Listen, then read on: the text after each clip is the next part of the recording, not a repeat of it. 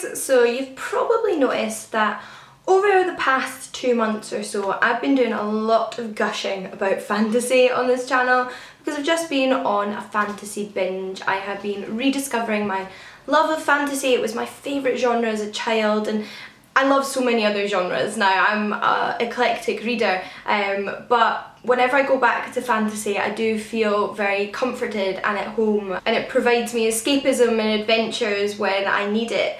So I thought this might perhaps be the perfect time to do my top 10 favourite fantasy books and series of all time. Now, I mentioned I was a big fantasy reader as a child, so all of the books in this video are going to be young adult or adult, because I still have the grand intentions of filming a top 10 favourite children books of all time that I loved when I was a child, and quite a few of those are going to be fantasy. So you won't be seeing Harry Potter on this list because it's going in the children's section, but there are some amazing young adult and adult books on this list that I hope perhaps provide you with some new reading material.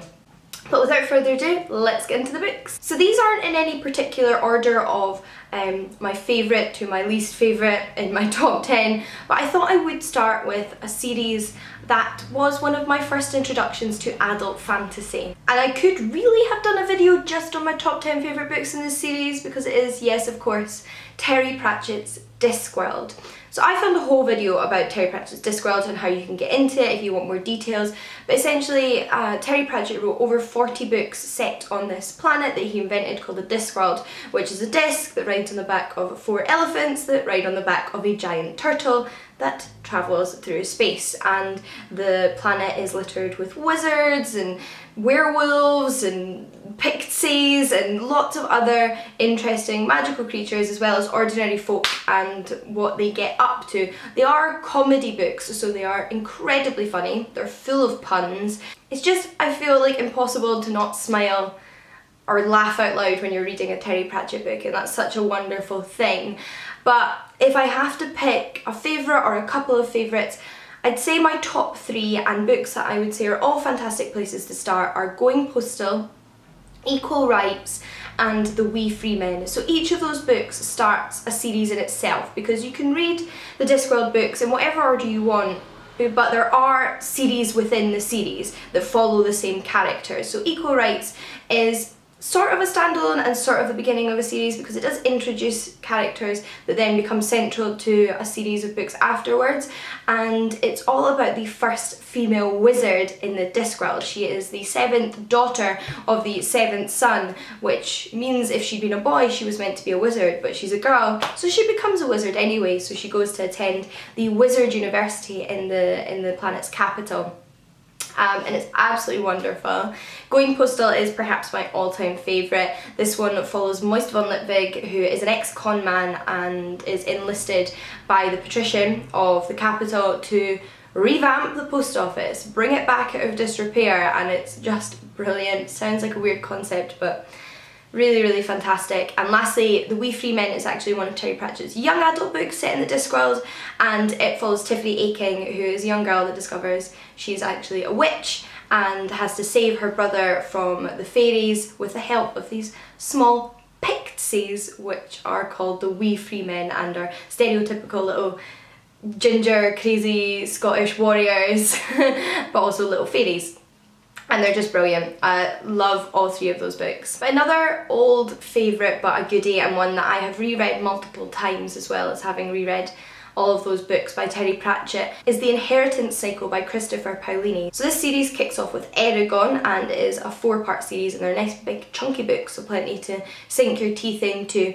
And this series follows Eragon, who is a young man who grows up in his village. It's a very typical high fantasy setting. The world of Allegasia is ruled by an evil king who is the only person in Allegasia to have a dragon. So at this point, the dragon riders of old are seemingly extinct. They used to be the protectors of the realm, but there's only one left, and that is the king, until Eragon finds a dragon's egg in the forest, and he becomes the first dragon rider for decades, if not centuries.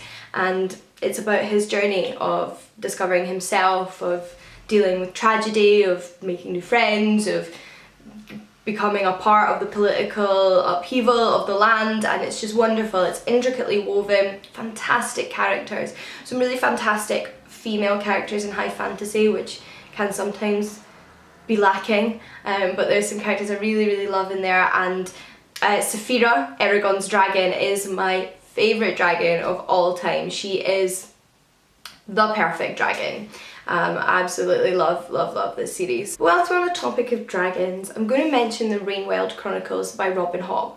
So Robin Hobb, a bit like Terry Pratchett, has various different series set in the same world, and the Rainwild Chronicles is one of these series. I haven't actually read any of the other series, although I've read a standalone book set in that world. I started with Dragon Keeper, which is the first in the Rainwild Chronicles, and you can start with whichever series you want. And as a dragon fan, I was naturally drawn to starting with the dragon books. So the Rainwild Chronicles follow the first generation of new dragons for a long time. There's only a couple of dragons left in existence, and there's been no hatchings in many years. But there is this small group of eggs, and they're finally about to hatch. However, when the dragons are born, they're not like the dragons of old. They are sickly, they are weak, and the people of the Rainwilds want rid of them. This is not what they were expecting. So they select a few people from society who they also don't really want, and make them dragon keepers and send them off up the river to find the dragons a new home, with the hopes that they'll never see them again. And we follow these dragons as well as their keepers and the men who sail the boats that guide them down the river, and a lady scientist who's fascinated by dragons and wants to come along on their expedition to learn more. It is a brilliant series. Robin Hobb is a spectacular writer. Her writing is beautiful. She creates such well-rounded, interesting characters and relationships, and these are sort of multiple perspective stories, so you get to learn a little bit from each person's perspective, and their stories all tie together. And it's just wonderful. I love the dragons, I love the humans. It's just brilliant. Moving back to a little bit of comedy though, I'm going to mention The Portable Door by Tom Holt. So this is another comic fantasy series. However, this one is set in our world. It is set in London, and it follows our protagonist who is looking for a job and gets a new job at JWW Wells, a firm that he's not really sure what they do, to be honest. It just seems like a big corporate firm. He gets the job and he hopes he'll kind of find out what that entails as he begins. He and another young woman are employed at the same time, and they're being set slightly odd tasks, and as the days go by they start to wonder where they're working and who the people they're working for are. Now, I've told you this is a fantasy book, so as you can probably guess, there is something magical afoot. This firm is a business, but it's a magical business, and it deals in magic, and the people they're working with are in some ways magical. There are actually more books in the series too, following the same characters from the first one, and then some additional books set at the same firm. But you can very much read the first one as a standalone, and I would say it's the best of the bunch, although the other ones do provide for some good laughs. And I just could not stop laughing when I was reading this book. It had me physically laughing out loud, and I just think that's such a treat with literature. I love being able to laugh so heartily at what I'm reading, and I thought Tom Holt's imagination and sense of humour was just brilliant, and it was so funny finding out what was going on in this weird, slightly magical world of London. But you've all been expecting this to come, because it is my new favourite fantasy author. I've gushed about her a lot recently, so if you want to skip past this book, I completely understand, but I recently discovered Juliette Marillier, who has written many fantasy books, luckily for me, and I'm currently on my 4th.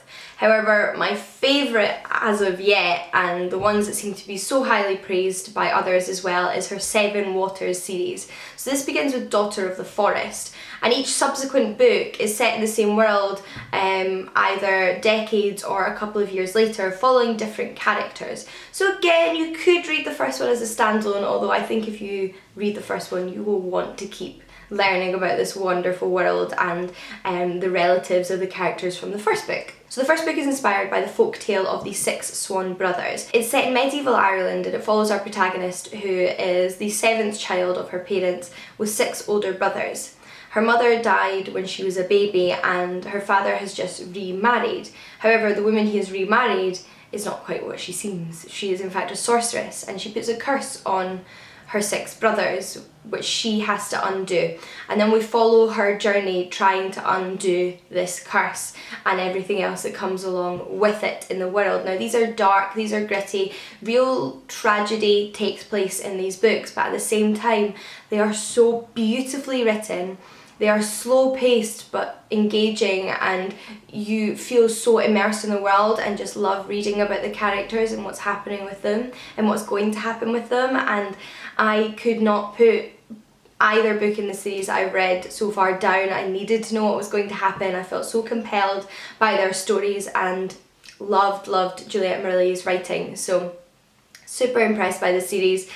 So glad to have discovered a new favourite fantasy author, and she had to be on this list. Now I wasn't sure if this next book quite counted as fantasy, but I love it and I think it's close enough that I can include it in this video. And that is Kissing the Witch by Emma Donoghue. So this is actually a collection of interweaving fairy tale retellings, and what I mean by interweaving is that a side character from each story becomes the central character of the next story, and it retells classic fairy tales like Snow White that you are familiar with. However, in these fairy tale retellings, the women are at the centre, saving themselves or saving one another. Princesses and witches become heroes, and more often than not, women fall in love with other women. It is so beautiful. It is such a wonderful rewriting of those fairy tales that we're all so familiar with, breaking down the misogyny and the heteronormativity about them and really giving power to these women and also celebrating the love that they share, and it's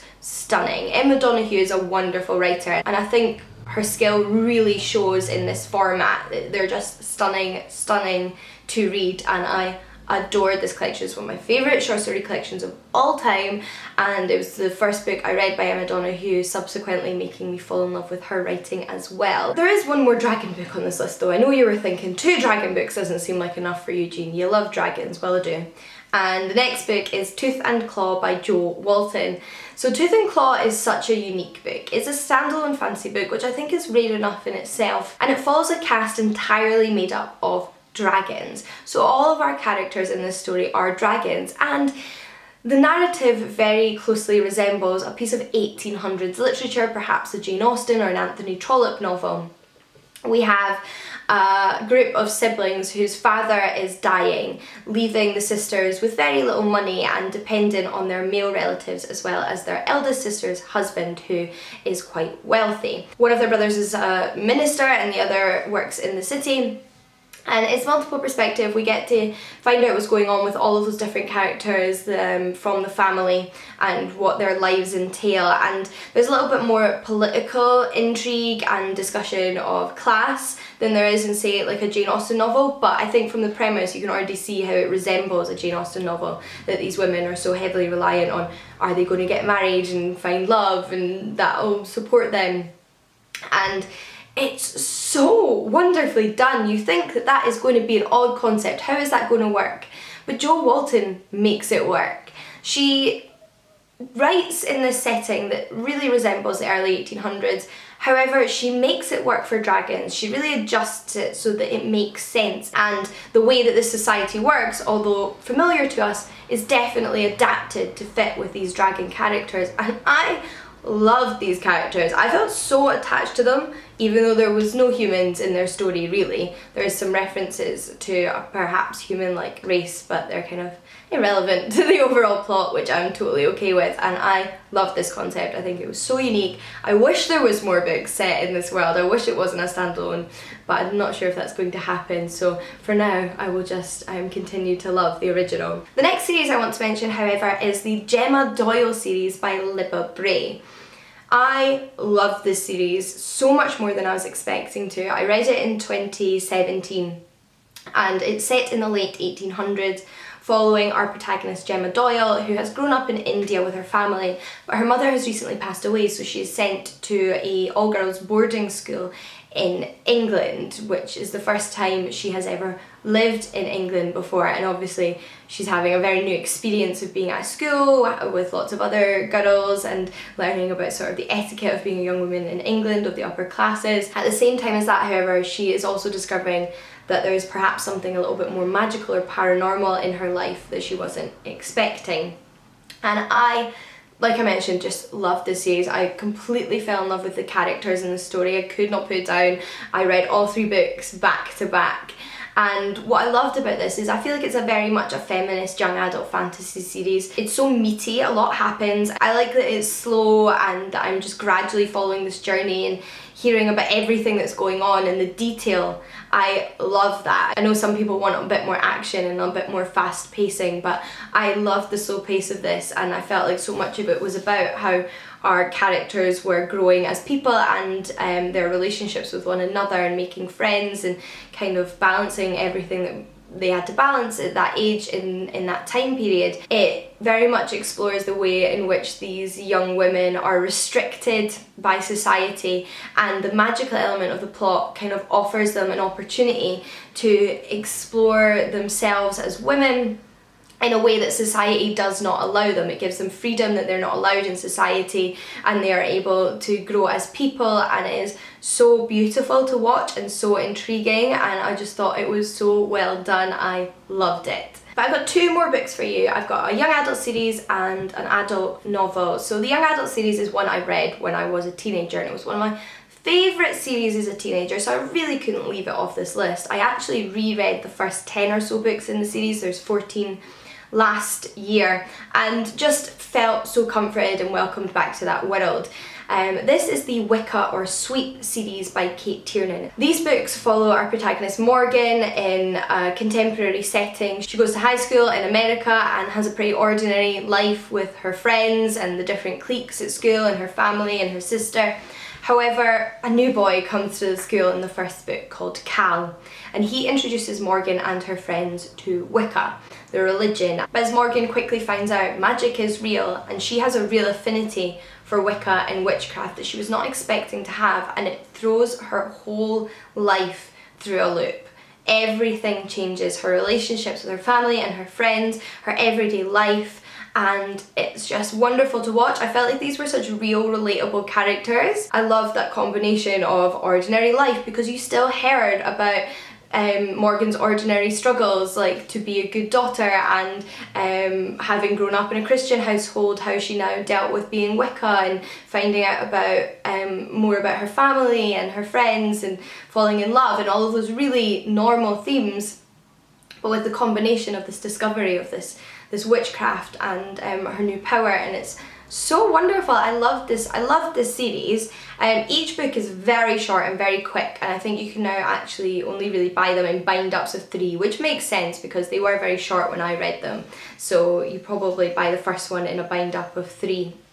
And I would highly recommend them if you're into Wicca and witchcraft and stories about witches, because I just think they're an excellent example of that genre. And lastly, another new favourite for this list that I've mentioned recently is The Alphabet of Thorn by Patricia A. McKillip. So Patricia A. McKillip is a queen of fantasy writing. She has written so many fantasy books that are really considered classics of the genre, and again, uncommonly perhaps for fantasy, a lot of standalones. So The Alphabet of Thorn is a standalone multiple perspective story set in a high fantasy, really truly classic fantasy world, I thought, in a kingdom where we follow an orphan who is adopted by the library as a baby and raised to be a translator, a young mage learning his craft at the mage school, a much older mage of perhaps a couple of 100 years old who is advisor to the kingdom, and a young queen who has recently taken over from her father at an age she wasn't expecting to become queen. And at the beginning of the book, our translator comes into possession of a book written in this alphabet of thorns